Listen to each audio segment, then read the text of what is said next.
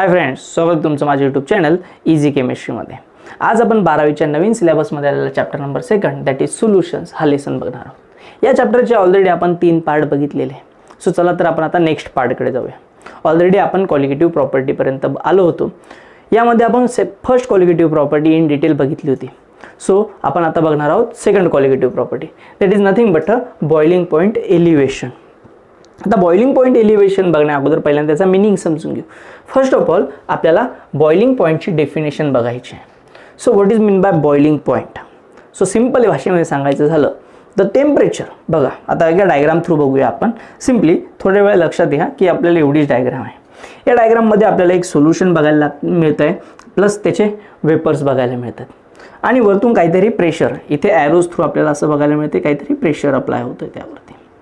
So मी तुम्हाला एकदम simple definition सांगतोय बॉइलिंग पॉईंटची. बघा इट इज अ टेम्परेचर. आता बघा आपण हीट करत असताना काहीतरी टेम्परेचर क्रिएट करणार आहे. So that is a temperature. So temperature at which vapour pressure of a liquid, this liquid है की नाही. So vapour pressure of that liquid it is equal to the atmospheric pressure. बघा वरतून ॲटमॉस्फेअरने काहीतरी pressure create झालं, लिक्विडने काहीतरी वेपर प्रेशर क्रिएट केलं. The temperature at which vapor pressure of liquid it is equal to the atmospheric pressure, that temperature is called the boiling point of that liquid. तो boiling point असेल त्या लिक्विडचा. मग boiling point ची definition clear झाली तुम्हाला. बघा हे असं टेम्परेचर असणार आहे बॉइलिंग पॉईंटचं की ज्या टेम्परेचरला the vapour pressure of liquid and atmospheric pressure हे दोघं इक्वल असणार आहे. किंवा तुम्ही असं सांगू शकतात the temperature at which vapour pressure of a liquid is equal to the applied pressure on the solution किंवा applied pressure on the liquid. त्या लिक्विडवरती तुम्ही किती प्रेशर अप्लाय करताय. सो दॅट इज असं दोघं ज्यावेळेस इक्वल असतील that is vapour pressure of liquid आणि ॲटमॉस्फेरिक प्रेशर दोघं ज्यावेळेस इक्वल होतील त्या टेम्परेचरला म्हणायचं that is called a boiling point. So boiling पॉईंटच्या पुढचा वर्ड येतो that is elevation. Elevation means increase, वाढणे, जास्त होणे. आणि it is indicated by delta TB. हा आपण डेल्टा टीबीने डिनोट करतो. सो आता हा बॉइलिंग पॉईंट कशावेळी इन्क्रीज होतो बघूया. First of all boiling point elevation is a qualitative property. Qualitative property म्हणजे काय तर हा सोल्यूटच्या क्वांटिटीवर डिपेंड करणारा एक पार्ट आहे. सो कशावेळी डिपेंड करतो बघूया. बघा इथे 2 डायग्राम्स तुम्हाला बघायला मिळतात. सो पहिल्या कंटेनरमध्ये फक्त आपण प्युअर सॉल्व्हंट घेतलाय, only and only solvent. So या सरफेसवरती फक्त आणि फक्त काय असणार आहे, सॉल्व्हंट असणार आहे. आणि इकडे घेतलाय आपण solution with the non volatile solute. तसं या कंटेनरमध्ये काही पार्ट हा सोल्यूटचा असणार आहे आणि काही पार्ट हा सॉल्व्हंटचा असणार आहे. आणि सोल्यूट कसा आहे रे आपला तर नॉन व्होलाटाईल आहे. कसा आहे, नॉन व्होलाटाईल आहे. तर बघा ज्यावेळेस आपण या सिस्टीमला हीट देण्याचा प्रयत्न करतो, याचं टेम्परेचर राईज करतो. टेम्परेचर राईज केल्यामुळे इथे इझिली वेपर्स क्रिएट होतात आणि वेपर्स क्रिएट केले की हे वेपरचं प्रेशर आणि ॲटमॉस्फेरिक प्रेशर इझिली मॅच होतं. ते मॅच ज्या टेम्परेचरला होणार त्या टेम्परेचरला आपण म्हटलं आहे T0B. T0B is the boiling point of the pure solvent. आपण नॉट बी दाखवला. नॉट दाखवण्याचं रिझन काय सांगितलं, प्युअर सॉल्व्हंट होता, फक्त आणि फक्त सॉल्व्हंट असल्यामुळे आपण तो नॉट दाखवलाय. So this is the boiling point of that pure solvent. In case of सोल्युशनच्या बाबतीत काय होणार बघा. सोल्युशनमध्ये काय आहे, सॉल्व्हंट प्लस सोल्यूट आहे. सोल्यूट कसं आहे, नॉन व्होलाटाईल आहे. आपण ज्यावेळेस या सिस्टीमला हिट करणार इथे वेपर्स क्रिएट झाले. कोणाचे वेपर्स क्रिएट झाले, सॉल्व्हंटचे. हे सॉल्व्हंटचे वेपर्स आणि हे ॲटमॉस्फेरिक प्रेशर. आता बघा इथे काही सरफेस हा सोल्यूटने ऑक्युपाय केला असल्यामुळे जे वेपर्स क्रिएट होणार आहे ॲज कम्पेअर विथ दिस कमी असणार आहे. सॉल्व्हंटपेक्षा सोल्युशनचे वेपर्स कमी असणार आहे. आपण मागच्या क्वालिटेटिव्ह प्रॉपर्टीमध्ये पण बघितलं की vapour pressure of solution is less than that of the solvent. सॉल्व्हंटपेक्षा सोल्युशनचं वेपर प्रेशर कमी असतं. म्हणजे सोल्युशनचं वेपर प्रेशर कमी आहे, यामुळे तो लवकर ॲटमॉस्फेरिक प्रेशरला मॅच करणार नाही. मग आपल्याला टेम्परेचर वाढवावं लागेल. खूप सारं टेम्परेचर वाढवल्यानंतर सोल्युशनचं वेपर प्रेशर हे ॲटमॉस्फेरिक प्रेशरला मॅच करणार. सो त्यावेळेस त्याचा जो टेम्परेचर असणार त्या टेम्परेचरला म्हटलं आपण TB. That is a TB. मग आता दोघांमध्ये जर तुम्हाला विचारलं which one having a higher temperature, कोणाचं टेम्परेचर जास्त होतं बॉइलिंग पॉईंटला. So the solution having a higher temperature than that of the solvent. सॉल्व्हंटपेक्षा सोल्युशनचं टेम्परेचर जास्त होतं.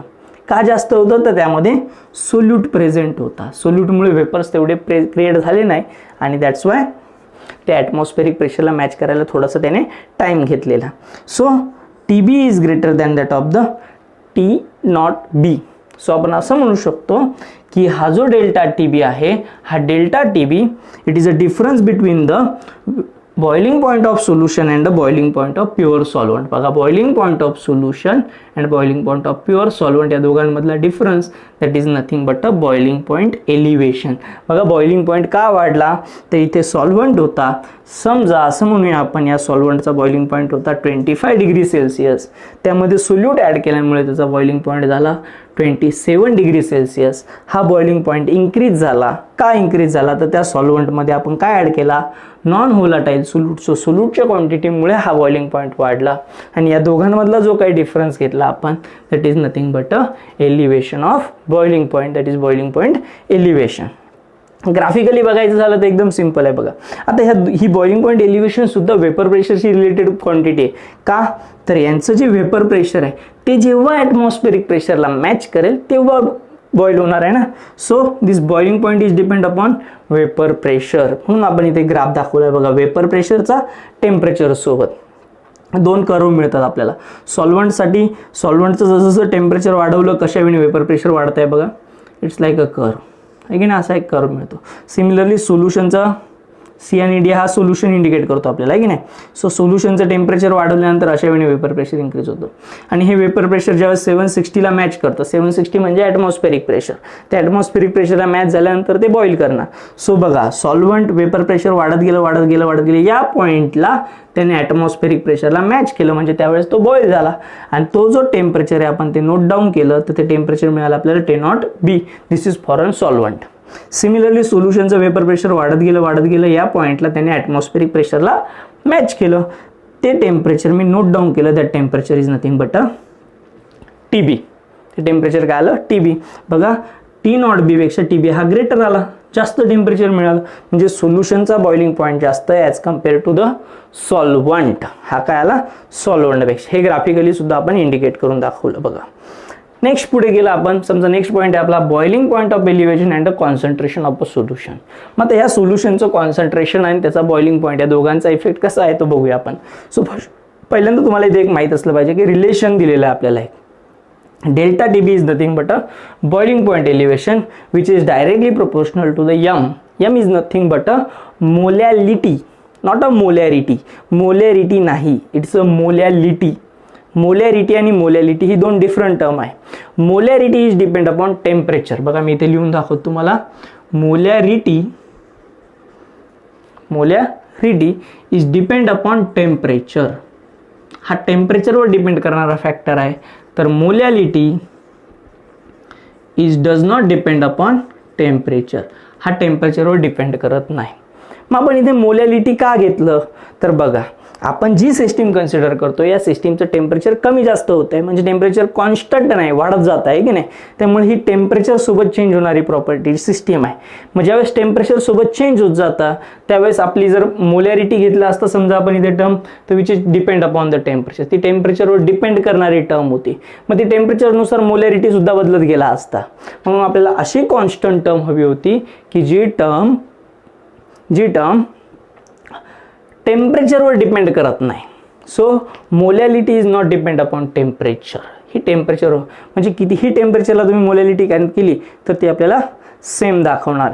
So molarity is depend upon temperature, hence we does not use it here.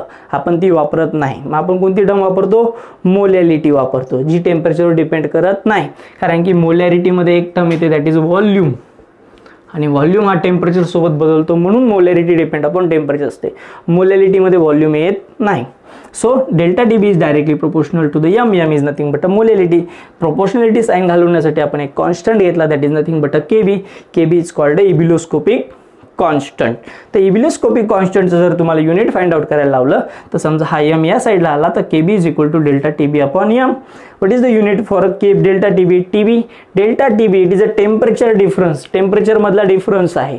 म्हणजे काय रे, टेम्परेचर कशात काउंट करतो आपण, केल्विन मध्ये. सो डेल्टा टी बीचं युनिट काय आलं, केल्विन. मोलॅलिटीचं युनिट काय, तर मोल पर केजी. मोल पर केजी कसं असतं रे, तर बघा, मोलॅलिटीज डेफिनेशन सांगतो तुम्हाला. It is a concentration of the solution in which number of moles of solute present in the mass of a solvent और 1 kg mass of a solvent. 1 kg solvent मध्ये किती number of moles of solute present आहे, that is nothing but a molality. म्हणजे number of moles आणि खाली आला मास of solvent kg मध्ये. So number of moles आणि मास ऑफ सॉल्वंट खाली गेला kg मध्ये, तो kg वरती आला पर kg. सो मोलॅलिटीचं युनिट काय झालं, मोल पर kg. वरती आल्यानंतर तुम्हाला सिम्पली अरेंज करता येईल, पर kg kg होऊन जाईल आणि मोल पर मोल होऊन जाईल. So this is the unit for a kb. This is the boiling point elevation. आता ह्या बॉइलिंग पॉइंट एलिव्हेशनचं आपल्याला मोलर मास ऑफ सोल्यूट सोबत रिलेशन दाखवायचं, that is nothing but a M2. चला मग आपण आता ते रिलेशन बघूया.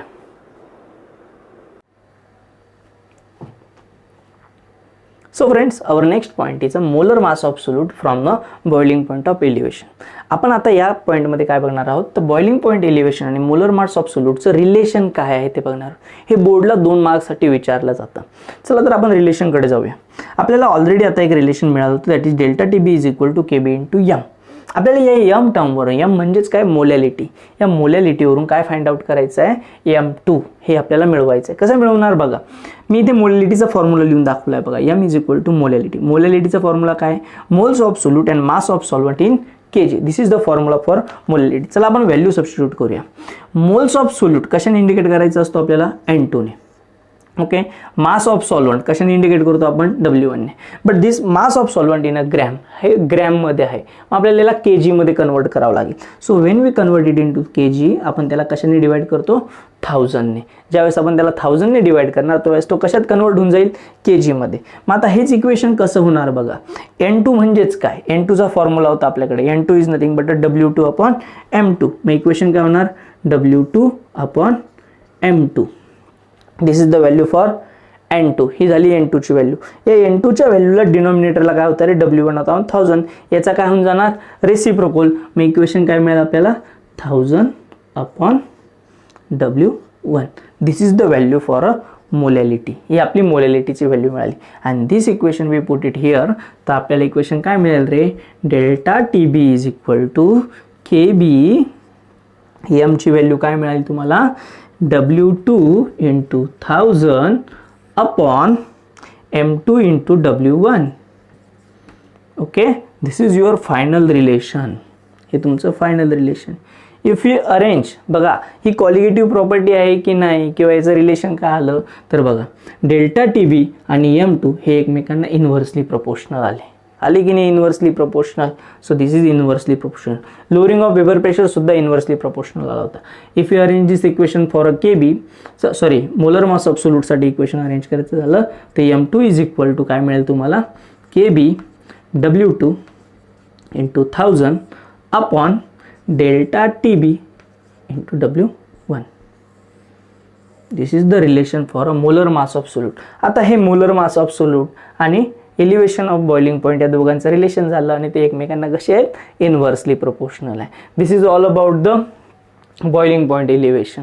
आता आपण नेक्स्ट प्रॉपर्टी बघणार, that is freezing point depression. Okay.